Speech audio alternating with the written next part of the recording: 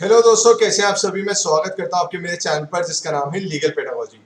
दोस्तों, इस वीडियो में हम कवर करने वाले हैं 127th अमेंडमेंट बिल के बारे में, जो कि अब पास हो चुका है पार्लियामेंट द्वारा और बन गया है 105th अमेंडमेंट एक्ट। जैसे कि आप जानती हैं कि जब भी कोई बिल पास हो जाता है तो एक एक्ट में तब्दील हो जाता है। तो इस वीडियो में हम जानेंगे इसके बैकग्राउंड के बारे में और क्या क्या चेंजेस आए हैं इस अमेंडमेंट बिल के थ्रू। तो आइए शुरू करते हैं इस वीडियो को। दोस्तों, सबसे पहली बात जो आपको याद रखनी है वो ये है कि जब भी कोई कॉन्स्टिट्यूशनल अमेंडमेंट बिल लाया जाता है पार्लियामेंट में, तो उसको एक एक्ट में तब्दील होने के लिए स्पेशल मेजोरिटी की जरूरत होती है दोनों ही हाउसेज में। वो दोनों ही हाउसेज से पास होना चाहिए बाय द स्पेशल मेजोरिटी।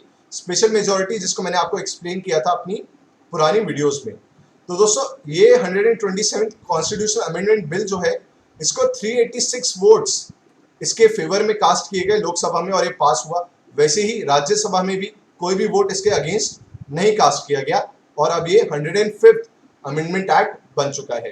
तो हम इसको समझे इससे पहले जरूरी हो जाता है कि इसके बैकग्राउंड के बारे में जानें।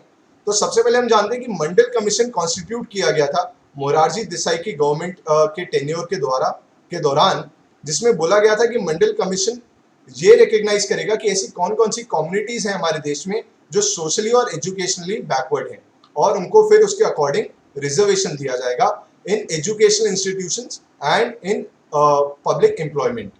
और उसी पे बेस्ड एक लैंडमार्क केस है जिसके बारे में आपको पता होना चाहिए, वो है Indira Sahni versus union of India का, जिसमें कहा गया कि 27% आरक्षण दिया जाएगा अदर बैकवर्ड क्लासेस को इन एजुकेशनल इंस्टीट्यूशंस। अगर एजुकेशन इंस्टीट्यूशंस में एडमिशन होंगे तो उसमें 27% जो सीट्स होंगी वो ओबीसीज के लिए रिजर्व की जाएगी और पब्लिक एम्प्लॉयमेंट में भी। पर जो टोटल रिजर्वेशन है वो 50% से ज्यादा कभी भी एक्सीड नहीं करना चाहिए। तो जो एससी है, एसटीज को रिजर्वेशन मिलता है और उसके साथ ही साथ जो ओबीसीज को रिजर्वेशन मिलता है वो टोटल 50% से ज्यादा एक्सीड नहीं करना चाहिए।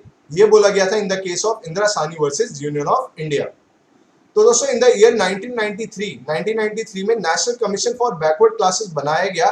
पर उस दौरान जब ये बनाया गया था तब it was a statutory body. तब ये एक स्टैट्यूटरी बॉडी थी जिसका काम ये था कि ये देखना कि कौन कौन सी ऐसी कम्युनिटीज हैं हमारे देश में जो सोशली और एजुकेशनली बैकवर्ड है, जिनको ओबीसीज में लाकर रिजर्वेशन का बेनिफिट देना चाहिए, और कौन कौन सी ऐसी कम्युनिटीज हैं जो ऑलरेडी एक अच्छे लेवल पर पहुंच गई हैं और उन्हें अब आरक्षण की जरूरत नहीं है।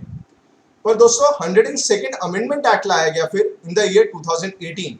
एनडीए गवर्नमेंट के दौरान 2018 में 102nd अमेंडमेंट एक्ट लाया गया, जिसके दौरान कुछ चेंजेस लाए गए। सबसे पहले तो जो national commission for backward classes था, जो पहले एक स्टैट्यूटरी बॉडी थी, उसको कॉन्स्टिट्यूशनल स्टेटस दे दिया गया।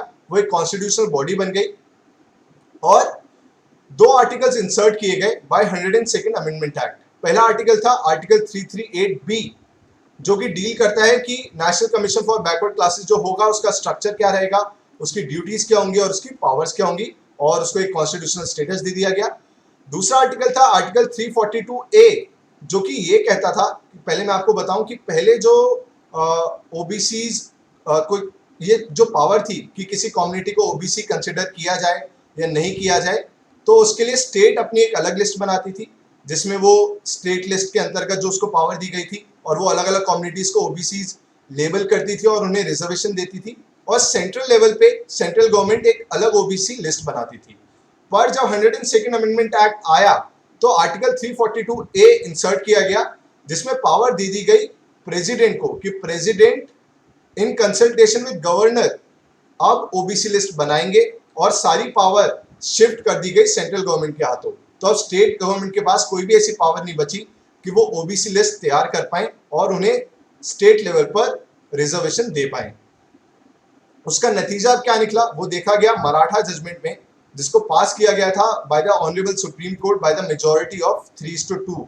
5 जजेस की बेंच थी और जो जजमेंट दिया गया वो दिया गया इन द रेशियो ऑफ 3:2, जिसमें बोला गया कि भाई जब 102nd कॉन्स्टिट्यूशनल अमेंडमेंट एक्ट आ चुका है तो उसके बाद अब कोई भी पावर स्टेट गवर्नमेंट के पास नहीं बची है कि वो ओबीसी की लिस्ट तैयार करे और ओबीसीज को रिजर्वेशन दे पाए।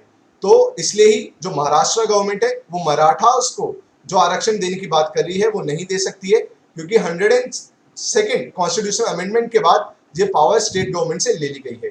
दूसरी बात जो सुप्रीम कोर्ट ने बोली वो ये थी कि अगर मराठास को रिजर्वेशन दिया जाएगा बाय द महाराष्ट्र गवर्नमेंट, तो उसके बाद जो अपर सीलिंग लिमिट लगाई गई है कि 50% से टोटल आरक्षण आप ज्यादा नहीं दे सकते, वो उसको एक्सीड कर जाएगा।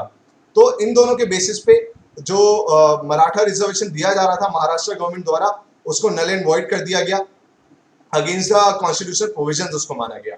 तो अब दिक्कत क्या आई, जब ऐसा सुप्रीम कोर्ट द्वारा एक जजमेंट दिया गया जिसमें बोला गया कि सारी पावर सेंट्रल गवर्नमेंट के पास है, स्टेट गवर्नमेंट के पास ये पावर नहीं है कि वो ओबीसी लिस्ट तैयार कर पाए, तो ये देखा गया कि 671 ऐसी कम्युनिटीज थी जो कि ओबीसी की जो लिस्ट थी उससे बाहर हो रही थी और उनको ओबीसी रिजर्वेशन का जो फायदा है वो नहीं मिल पा रहा था।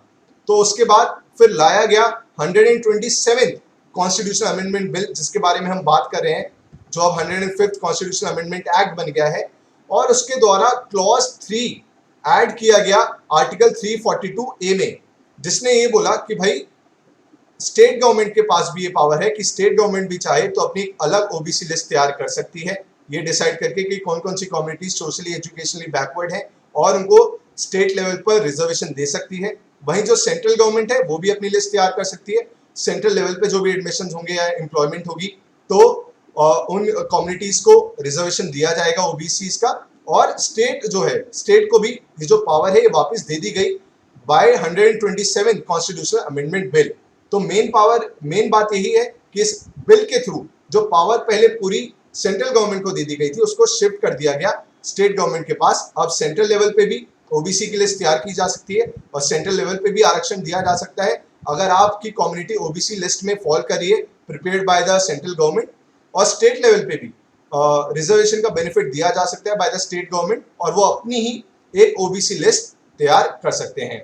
और एक और डेवलपमेंट जो आई थी हाल ही में वो ये था कि हेल्थ मिनिस्ट्री ने अनाउंस किया था कि 27% रिजर्वेशन दिया जाएगा ओबीसीज को in UG PG medical courses and dental courses. तो एक और डेवलपमेंट हुई थी, और उसके साथ साथ 10% आरक्षण ईडब्ल्यूएस कैटेगरी को भी दिया जाएगा यूजी पीजी मेडिकल और डेंटल कोर्सेज में। तो दोस्तों ये था in brief 127th constitutional amendment bill, जिसको मैंने आपको समझाने की कोशिश की है। अगर आपको ये वीडियो पसंद आई हो तो वीडियो को लाइक जरूर करिएगा। Thank you so much.